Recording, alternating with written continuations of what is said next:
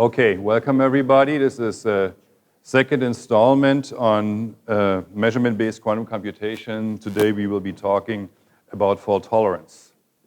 We will be talking about a geometrically constrained setting. It can be 2 dimensions or 3 dimensions. 3 dimensions will be the cluster version, but you can always translate back to the circuit model, and then you get to 2 dimensions, which is maybe interesting because 2D constructions is something you can print on silicon. Okay, so here's a drawing of the 2-dimensional setting. We have tiles of qubits, and they are repeated and repeated and repeated, and we restrict the interaction.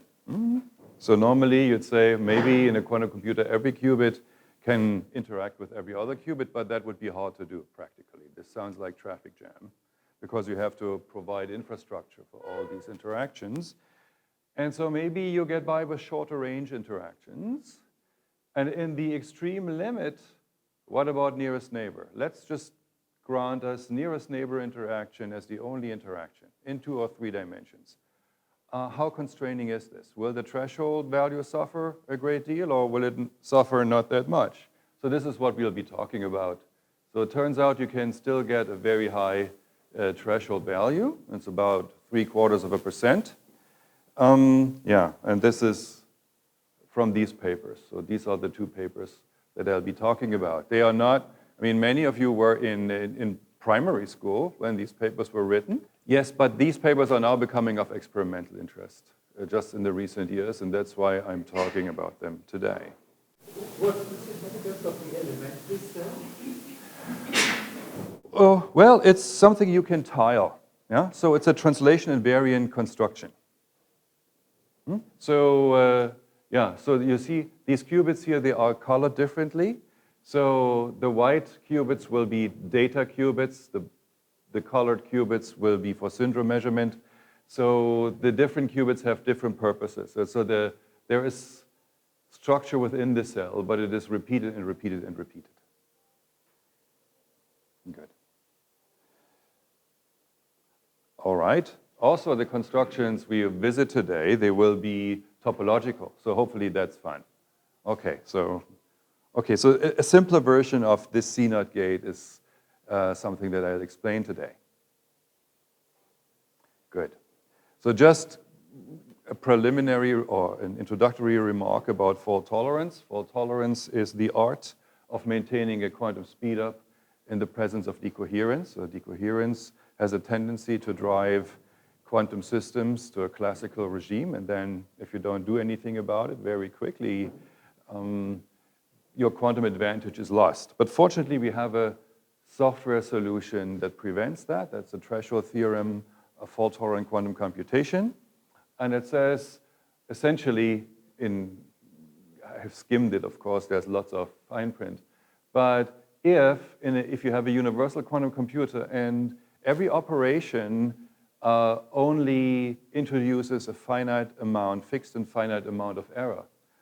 If this amount is below the threshold value, then you can compute arbitrarily long and arbitrarily accurate, and you can do so efficiently. Efficiently is in the scaling sense. I mean, the absolute numbers, they look not so great if you work in this field, but the scaling is efficient. I'll show you some absolute numbers later. Okay, so this is the basis for why we think we can get to large quantum computations. And you will see a version of the threshold theorem here today. Okay, so here's an outline of what I want to say. So very brief, so the first 2 parts are brief recaps of what you heard before. So the first is about ambiguity and cluster states. The second is about error correction, and I will refer to Victor Albert's lecture. I will kind of review this quickly from my perspective. And then this is the main part, making cluster state quantum computation fault tolerant by going to 3D cluster states. So hopefully we go through the first 2 parts quickly so that we have time for the other 2. So just a reminder, this is measurement-based quantum computation. This is what we are talking about here. I'm not going through the slide except to say we are computing by local measurements on entangled states. Yeah? And one good resource state to use is the cluster state. And that's why I want to review its definition. And this will be important for what we are discussing today. So the cluster state is a stabilizer state, and here you see the stabilizer generator again.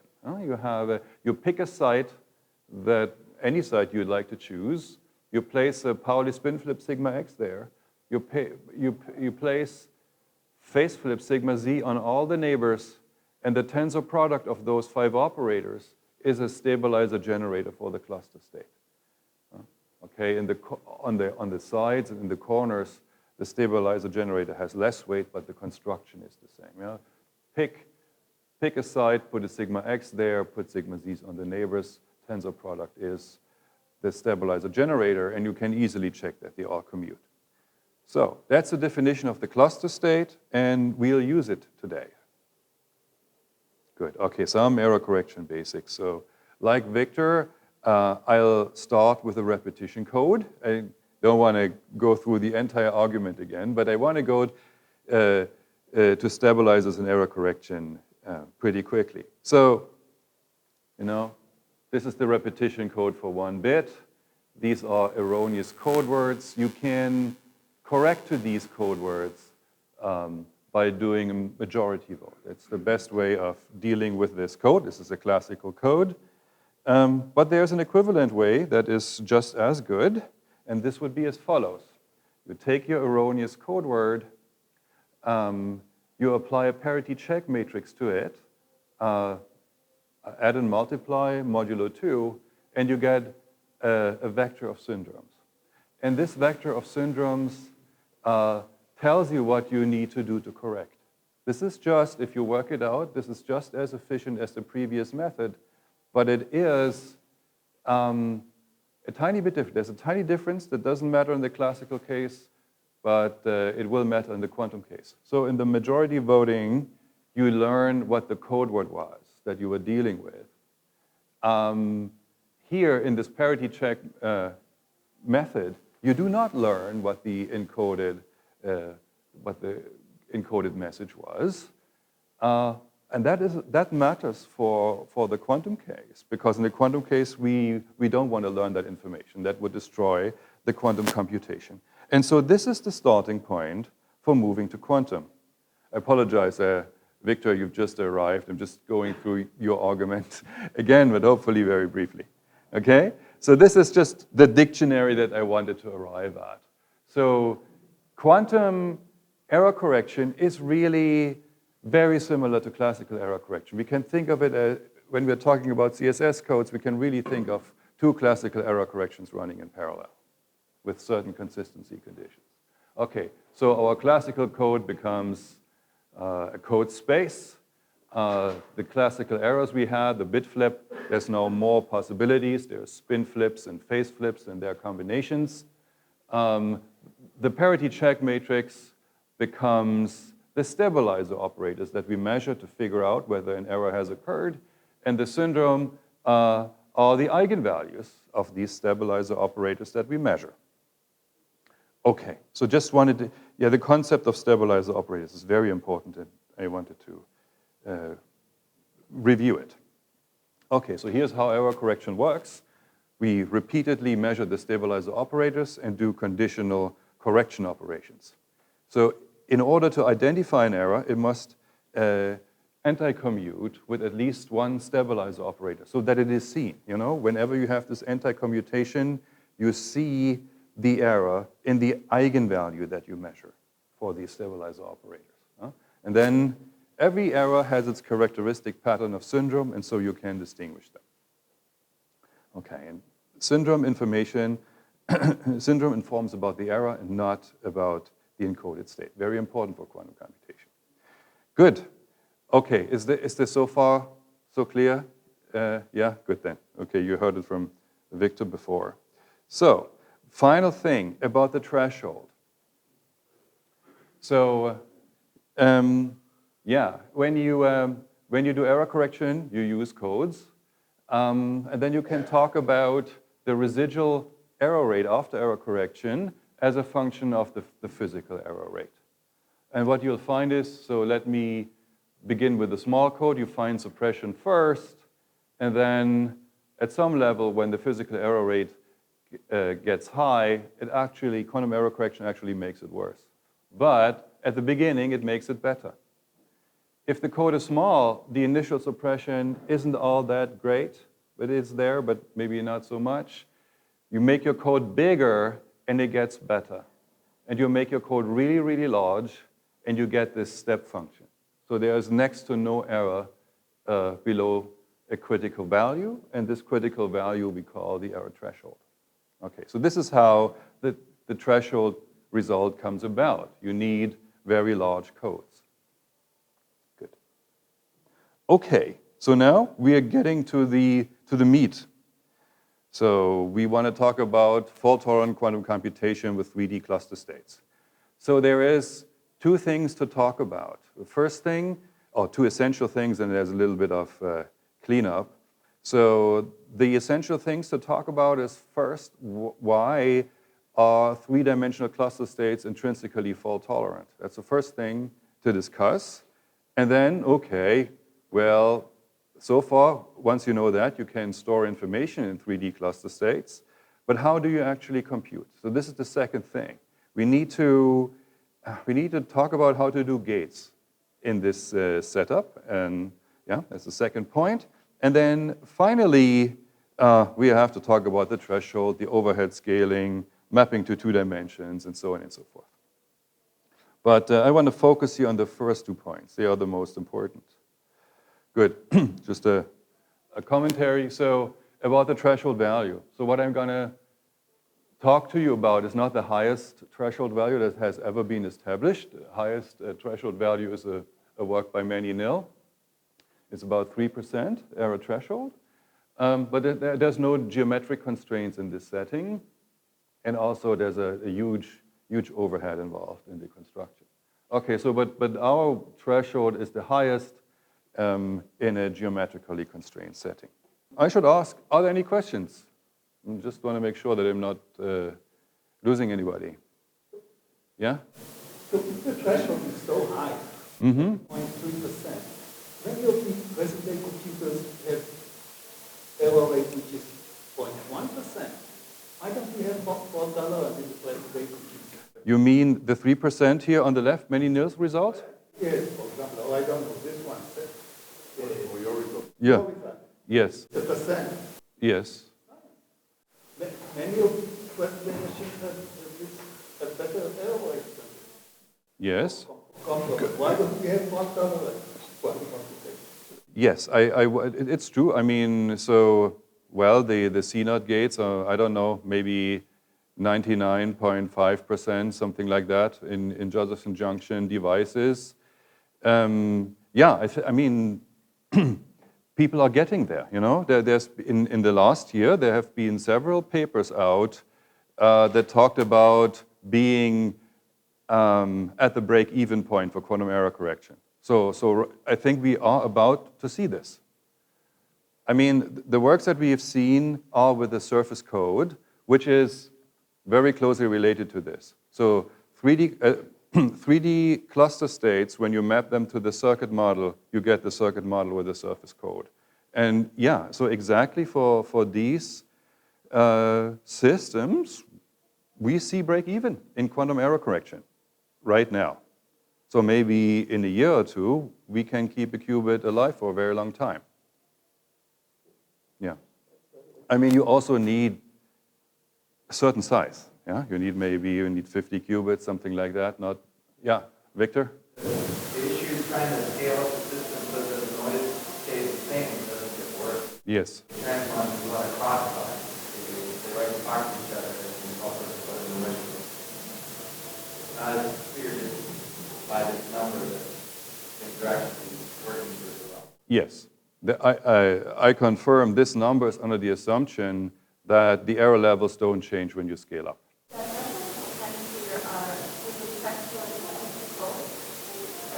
Yes, they are relative to a specific, every result here is constructive.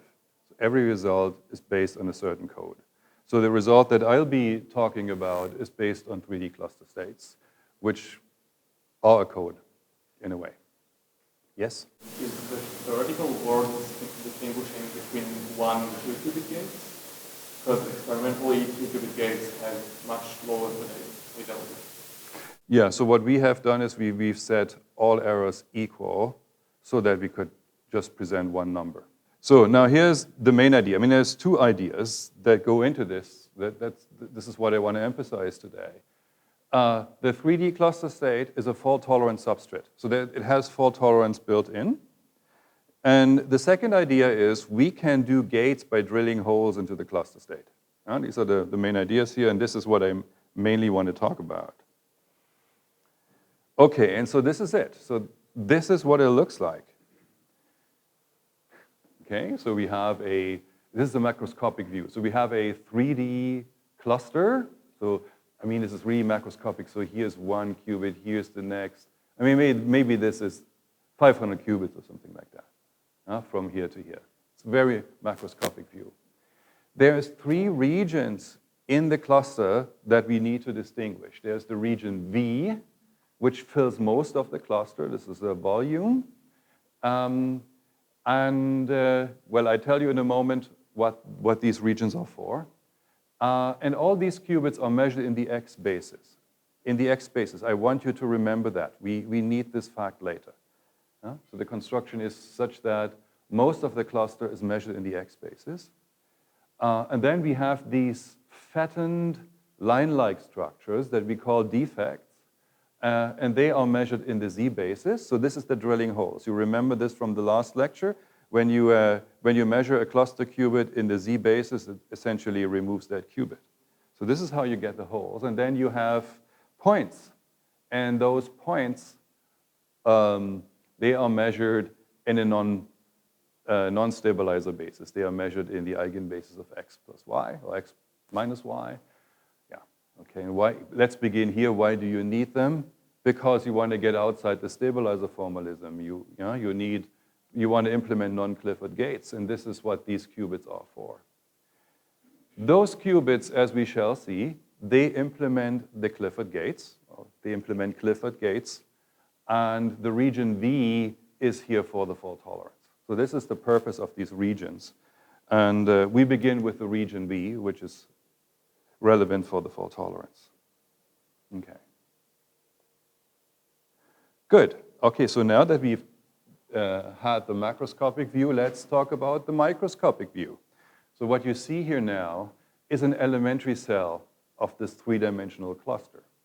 So this thing is tiled over and over and over again in all 3 spatial directions. So when we look at this thing, we have qubits sitting on the edges of the cell and qubits sitting on the faces of the cell. We have no qubits in the center and no qubits in the corners. Only on the edges, on the faces. And those blue lines here, they represent graph state edges or cluster state edges. So you could have created this thing by conditional phase gates along these lines or by the easing interaction with 2 local terms along these lines. Yeah? Okay, so this is what the elementary cell looks like, and it is tiled to make the cluster state. Okay. Yeah, lattice duality, this will also become important later. So when you look at this big, massive cluster state, there's actually 2 ways of putting your lattice there. So namely, when you translate this whole lattice by 1/2 lattice constant in either direction, you get the lattice back, or you get your cluster state back. So edges will be interchanged with faces, volumes will be interchanged with sites, but the lattice remains the same under this translation. Okay, and yeah, so we call one lattice the primal lattice, the other lattice the dual lattice. Yeah, and that shows up in various places. Because of this duality, you have many objects as primal and dual in this scheme. So then let's move on and talk about error correction. in these cluster states. So this will be about the cluster region V. Remember, the qubits that we measure in X. Okay, so here you see a lattice cell again. Okay, and you see the elementary stabilizer generator. Okay, so maybe you could measure locally this guy in X and all those 4 in the Z eigenbases, and you think, okay, I can measure them locally, the outcomes are random, but I know, because this is a stabilizer, that the product of all these measured eigenvalues must be +1. And if it isn't, then I have detected an error. However, we cannot really do, I mean, it's not helpful for our computational scheme because in most of the cluster, everything is measured in the X eigenbases. So these Z measurements aren't really part of the computational scheme. So that's not something we can do here. Excuse me? If you can just repeat the last sentence. Yes. So these local Z measurements, they are not part of the computational scheme. So remember, so if we are on the bulk here, everything is measured in X. So we cannot, unfortunately, the computational scheme is such that we cannot read out elementary stabilizer generators like this. Just is incompatible with the measurement basis. Okay. So yeah, then what stabilizer elements can we read out? Well, they have to be tensor products of sigma x's, because that is what the measurement bases are. Okay, and let's find some of those. And it's actually rather simple. All we need to do is we need to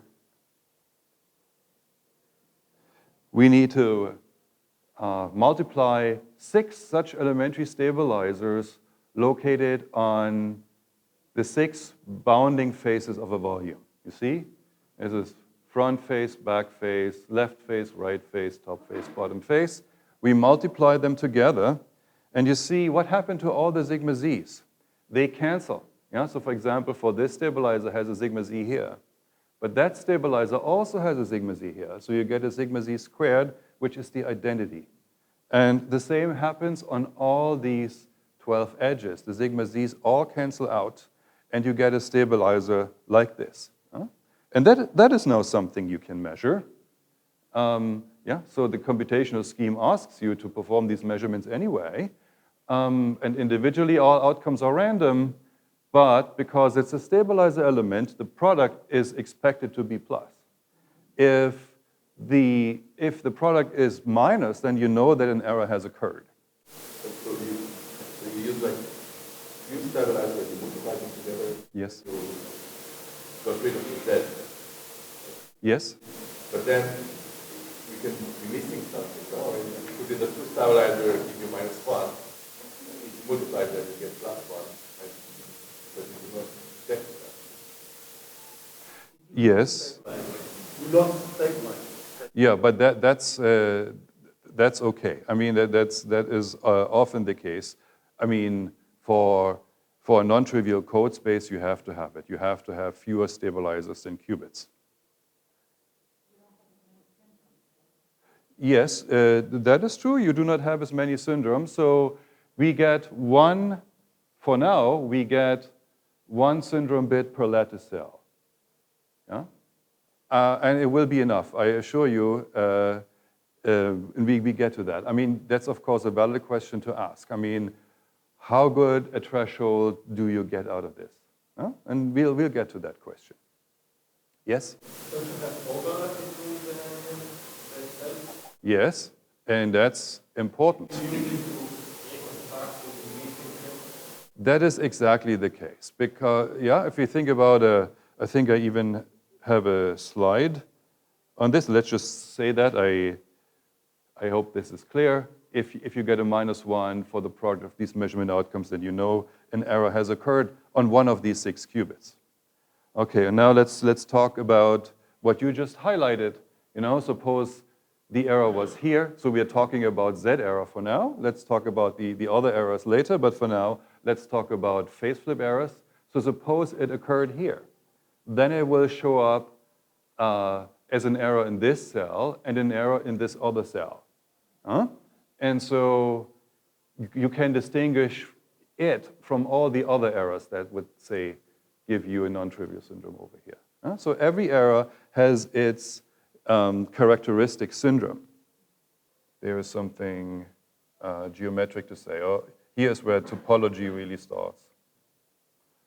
Okay, so these are the two cells. So we said this qubit here in the middle of the face was the location where the error has occurred.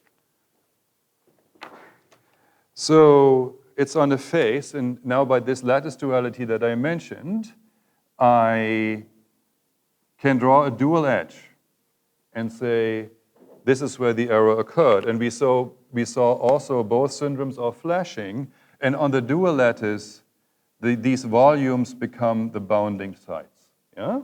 So this is important. So this is something that you now remember from the surface codes. Yeah? The errors are chains, and the chains end in vertices, and those are the locations where the syndrome is flashing. Yeah? Okay, so that should be something familiar. Yes? So why do you need the white point and the white and not measure? Well, yes. You could, yes, this is a very good question. We need to go through one thing after the other, but it's a very valid point. So these white qubits didn't take part. So can we tolerate errors on those? No, we cannot. However, so let me go back to the lattice duality. Yeah.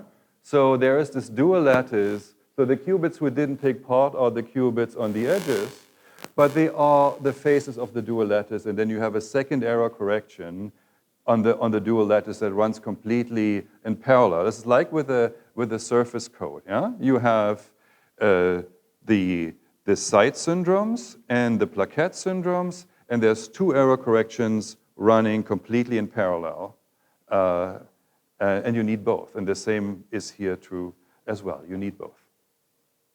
Yes?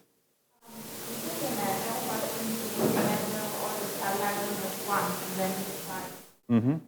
But the measurement scheme allows you to do that as well? Or you need to measure all the parallel blocks of cluster in the same space? No, actually not. And the reason is that here the syndrome measurement is intertwined with the computation. And so what is in the way, and maybe I get back to it later. I don't know if I have the time. What is in the way of measuring everything all at once are these singular qubits. So those singular qubits implement the non-Clifford gates, you know, and as we discussed in the previous lecture, there needs to be adaptation of measurement basis. And so there is, sometimes you measure x plus y, sometimes you measure x minus y, and that is decided upon previous measurement outcomes. So not everything can be measured all at once because of those qubits.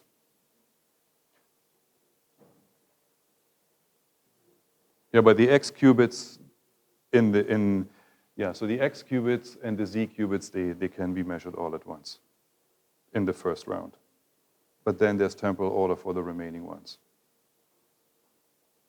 Good, where was I? I think I explained this duality, you know, one chains, you know, edges, syndrome at the endpoints. You are familiar from that, maybe from the Tori code. Okay, so here you see this picture. Okay, so this is what I just draw. And this doesn't only work for individual edges. This works for all chains, all error chains. Yeah. So they show a syndrome only. So we're on the dual lattice now. All these error chains, they show a syndrome only at the endpoints. So we do get information about the location of errors, but we do not get complete information. Namely, here you have another error chain. and it is not the same. It only has the same endpoints. So we cannot discriminate between those two. But it doesn't really matter because those two chains differ by the boundary of a surface, and we can then show that they have the equivalent effect on the cluster. So this is completely the same as in the toric code. Good. If there's detail here, I'd be happy to talk more about it if there's interest. But it's really exactly, oops, you seem puzzled. Yes, okay. It's really the same as in the toric code. So I want to talk, yes? How might it be that you're not destroying logical information by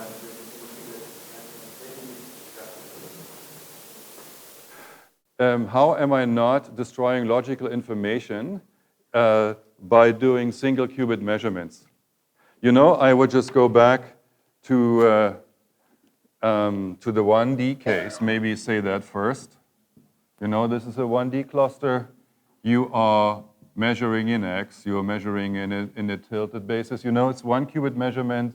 You are not destroying logical information. You're just teleporting or half teleporting a logical qubit around. So this is 1D, and 3D is just the same. Yeah, a little bit more complicated. You could think of this as a succession of surface code surfaces, and the local measurements, what they do, by half teleportation, they teleport you from one logical code surface to the next. You could view it that way. Good. Yes? So you need to do matching to Matching, yes. Okay, we'll get to that. Yeah, so the error correction is the same as in the surface code with measurement errors. We'll get to that. There's one point I wanted to make, because we have so far only discussed Z errors, phase flips. What about spin flips? And spin flips don't matter because you're measuring in the X basis. So on every qubit, K, you will be applying a projector. Yeah? This is a projector for an X measurement, okay? And suppose an X error happens right before this. It is just, oh, sorry. Yeah, sigma Z I discussed. Spin flip error. Another error. So I'm not, I'm finished now, I think, with the discussion of phase flip errors. So that I have finished, unless there's more questions about it. But you might say, okay, you're not done yet. You need to talk about spin flip errors and combination. And this is what I want to add. Yeah? Okay, so let me do that. What I want to argue is that phase flips in this measurement-based setting is all we need to talk about. And this is the argument. So here you have a spin flip error, and it is followed by a measurement in the X basis. And you just calculated that this error, I mean, it's a complicated way of saying it, that an X error is absorbed in an X measurement, but you can immediately calculate that. So this is plus minus the projector. So it doesn't really matter whether an X error is there or not there. Yeah, it's just absorbed. And then you observe further that sigma Y I'm a physicist, I should know the sign, but sorry, it's plus minus this, a Y error is just an X error and a Z error. The X error is absorbed in the measurement, so it doesn't matter, and the Z error we have discussed over there. So there's nothing new for the Y errors. Good. Okay, so now we have, and of course, there can be non-local combinations of these errors as well, and then there's propagation effects and so on and so forth. This can all be taken into account, but I don't want to go into that level of detail. Good. So this is how, yeah? In the case, why not just use the classical code? If you need to deal only with phase flip, So to think about that, we have just only one type error. So just take a classical code. Mm-hmm. You have good code and a good theory about how to protect things against noisy settings. Okay, good. So yes, there are these propagation effects. So a spin flip error doesn't matter if it occurs at the last stage of creating a cluster state before measurement. But remember, creating the cluster state is a temporal process. It takes a bunch of conditional phase gates, which are applied in succession. And, so it may contain a conditional phase gate here, another conditional phase gate there. Now suppose we have an X error happening at that stage in the creation procedure. So we prefer to discuss errors after the creation. So we need to propagate it forward. And we know how a spin flip error is propagating through a conditional phase gate. It gives us an X and a Z. So you see, so this is absorbed in the measurement, doesn't matter, but this does matter. And so spin flip errors at an earlier time in the creation circuit do matter. Good, okay, so, but I need to address a question here. So yes, this is by matching, and this error correction is completely understood. Yeah, so there's a phase diagram for it, and it's a statistical mechanics model that people have previously considered. Bottom line is, we get a 3% error budget, and we have to distribute it between the various potential error sources in the creation of the cluster state, and this brings down the 3% to 3/4.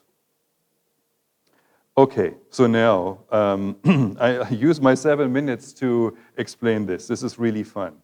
Hopefully, this is encoded quantum gates. Okay, and so first thing to say, and I said it several times, we can think of the 3D cluster state as a surface code propagating in time. So this kind of stuff, these are now the defects, the regions that are measured in sigma z. Okay, so this is the last thing I will explain, and I will not bother you with the threshold analysis and error model and stuff. Okay, surface codes. The standard surface code is a torus, difficult topology, maybe we don't want to make it. What other choices do we have? We can use a plane, or a plane segment, and then we have, well, we must put boundary on it, but that's also a good thing. So there's two types of boundary, rough and smooth, and that gets us a qubit in here. We can also, and this is what we are actually going to do, we can also put internal boundary. We can drill holes. Physics-wise, it's just the same thing as this. It looks a little bit different, but it's the same. And we'll find that each pair of holes will give us an encoded qubit. So we have here the encoded X operator becomes a string between the two holes, and the encoded Z loops around one of the holes. Good. Okay, surface code, I think everybody remembers this. So this is what we are talking about. So if we have a plane segment, the encoded Pauli operators are strings like this. Yeah. Good. Okay, so now about the holes. What is a hole? There's two types. There's primal and dual. A primal hole is a missing site stabilizer, and a dual hole is a missing plaquette stabilizer. And we can also make them fat. We can drill out entire regions. Okay. Good, and so then it gives us two encoded qubits, primal and dual, stretching between holes of the same kind, and what you see here are the encoded Pauli operators, and they differ for the primal and dual holes. Okay, good, and those guys we will now work with. Again, so this is the 3D cluster state depicted as a surface code with holes propagating in time. So in this picture, the holes just sit there doing nothing, and this is just wire. So nothing interesting going on. Now we twist those world lines of holes, these defects, and see what that gives us. So this will give us something different. Okay, and let's just check. So let's begin with, so this is a dual qubit. The string, the X string between is encoded X. So let's take this guy and move it forward. There's rules for it. So the string must remain attached to the defects, the dual defect, and it cannot touch the primal defect.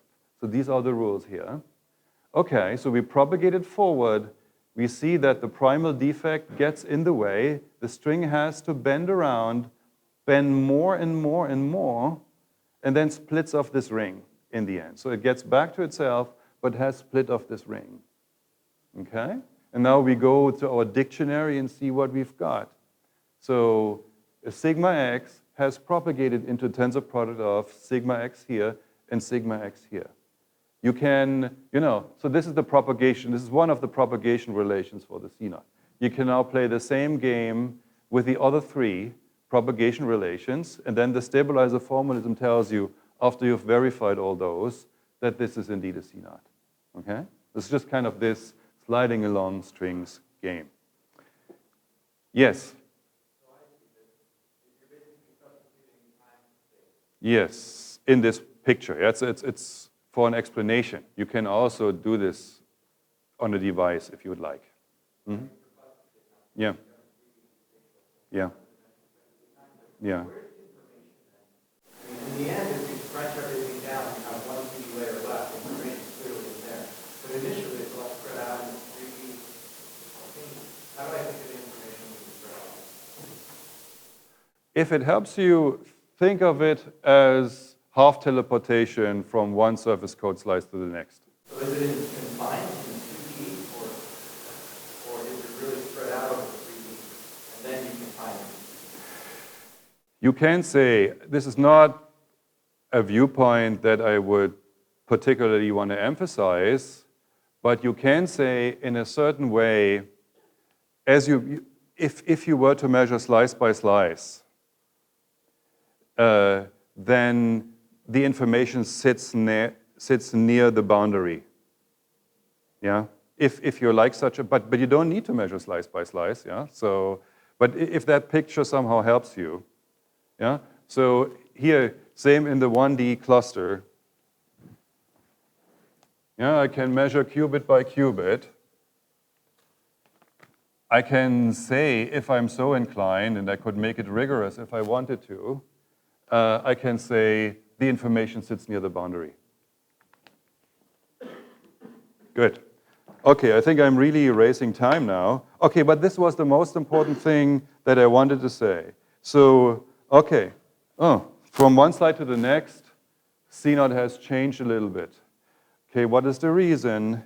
Here, this is a CNOT between a primal and a dual qubit, and I wanted a CNOT between two qubits of the same type. And you can have that too, and it becomes a little bit more complicated. But otherwise, it's the same. Yeah, you can do other stabilizer operations, preparations, and measurements. And, well, that's not enough. Of course, you need non-Clifford operations, and this you do by magic state distillation. Huh?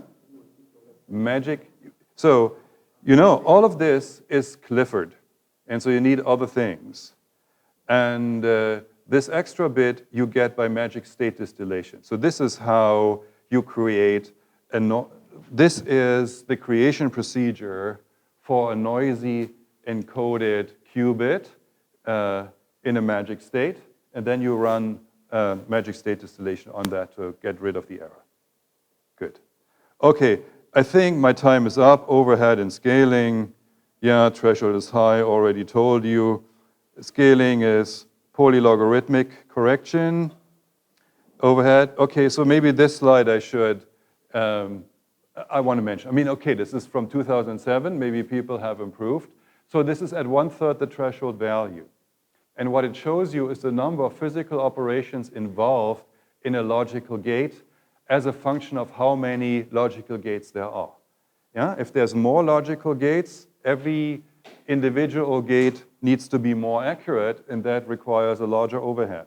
And you see, 10 to the 6, 10 to the 7, 10 to the 8, large numbers.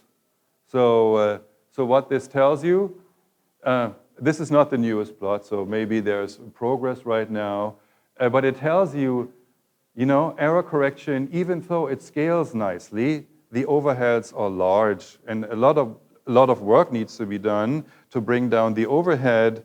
And second, you don't want to sit at 1/3 of the threshold. You want to be maybe at 1/10 of the threshold or 1/100 of the threshold.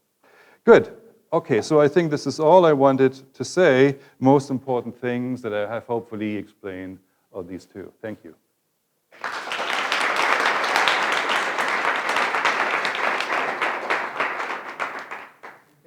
Few questions. One.